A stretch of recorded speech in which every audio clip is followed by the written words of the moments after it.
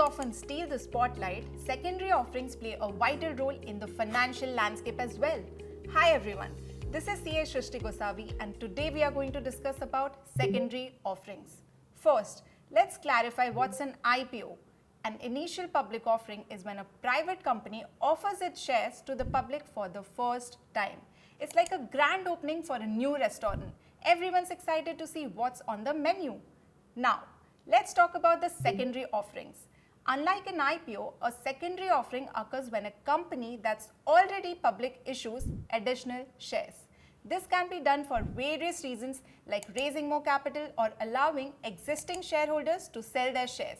For instance, on August 18, 2004, a major search engine company offered 14 million shares of common stock at its initial public offering, price of $85 per share, raising more than $1.168 billion for the company.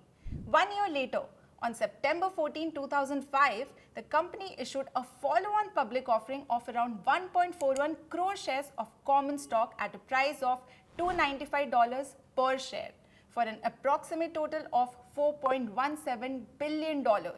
It is important to note that secondary offering may have widely different reasons for issuance than IPOs. The embed for secondary offering can also involve personal reasons for the ones offering their shares. For instance, in 2013, the founder of a major social media company announced he was selling 41 million shares he held personally in a secondary offering to the public. At a selling price of $55.05 per share, approximately $2.3 billion was raised. The founder stated he was to use a portion of the proceeds to pay a tax bill. The key differences between IPOs and secondary offerings are as follows. Number 1. Purpose.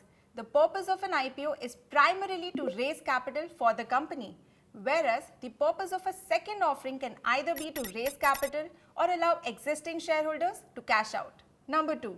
Dilution. An IPO creates new shares which can dilute existing shares. However, second offerings can be dilutive or anti-dilutive. In a dilutive offering, new shares are issued, while in a non-dilutive offering, existing shares are sold without creating new ones. Number 3. Investor base. An IPO attracts a broad range of investors, including retail and institutional, whereas second offerings often attract institutional investors as they may have limited access for retail investors.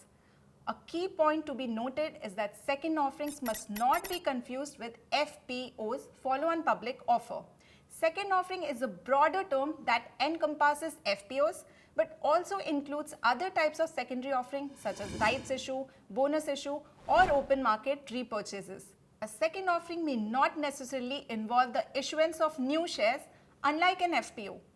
In conclusion, both IPOs and secondary offerings are essential components of the financial ecosystem. Understanding their differences and implications can help you make informed investment decisions. Remember, whether you are considering investing in a company's IPO or a secondary offering, always do your homework. That's all for today's video. Thanks for watching. I'll see you again in another video.